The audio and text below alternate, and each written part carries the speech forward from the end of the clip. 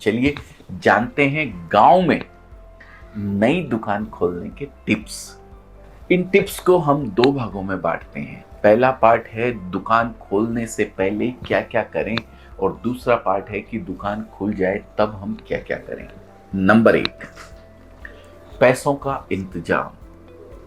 कपड़ों का बिजनेस या कोई भी बिजनेस शुरू करने से पहले आपको अंदाजा होना चाहिए कि इसमें कितनी पूंजी लगनी है और उसकी व्यवस्था कैसे होगी। कपड़ों के बिजनेस की बात करूं तो आपको दुकान तैयार करने, उसके किराए, कपड़ों का स्टॉक मंगाने जैसी चीज़ों के लिए पैसे का इंतजाम करके रखना होगा। बिजनेस शुरू करने से पहले आपको इतनी पूंजी की व्यवस्था कर लेनी चाहिए कि कम से 3 महीनों तक आपको किसी से पैसे मांगने की जरूरत ना पड़े। सेल्फ हेल्प ग्रुप्स, बैंकों और सरकारी योजनाओं के अंतर्गत मिलने वाले जो लोन होते हैं वो सही रहते हैं दोस्तों। इसके अलावा यदि घर वालों से मदद मिल जाए तो उस सोने पे सुहागा है दोस्तों। नंबर 2, दुकान की लोकेशन और डिजाइन। एक बार एक बिजनेस गुरु से किसी ने पूछा बिजनेस में सफल होने के लिए क्या क्या जरूरी है। उन्होंने कहा 3 चीजें सबसे ज्यादा जरूरी है। Number 1, location. Number 2, location. Number 3, location. Ideally location ऐसी होनी चाहिए जहां अधिक से अधिक ग्राहकों का आना जाना यानी फुटफॉल ज्यादा से ज्यादा हो। ऐसी लोकेशन पे अगर आप दुकान करते हैं तो बहुत अच्छा रहता है। या फिर कोई ऐसा हाट बाजार जहां आसपास के कई गांव के ग्राहकों का आना जाना हो, वो जगह आपके लिए सही रहती है। शुरुआत करने के लिए दुकान रेंट पर ही लेना सही रहता है।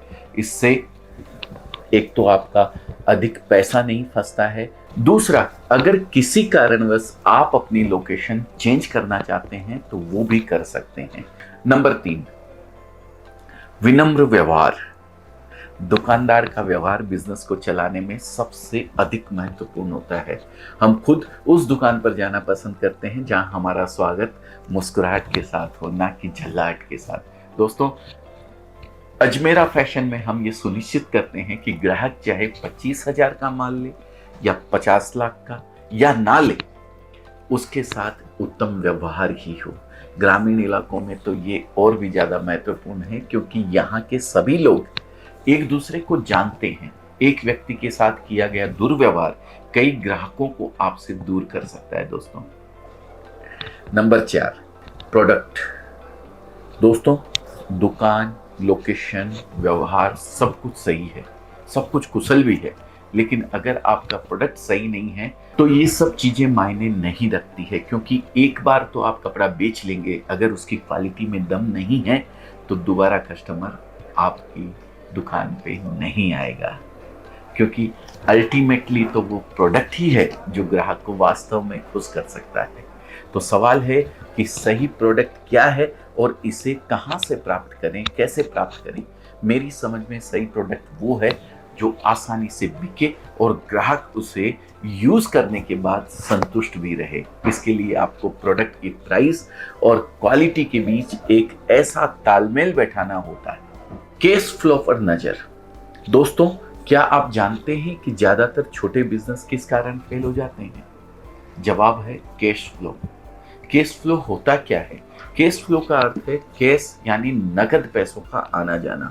अक्सर कारोबारी कहते हैं भाई पैसा एक तरफ से आता है और दूसरी तरफ चला जाता है, यही कैश फ्लो है।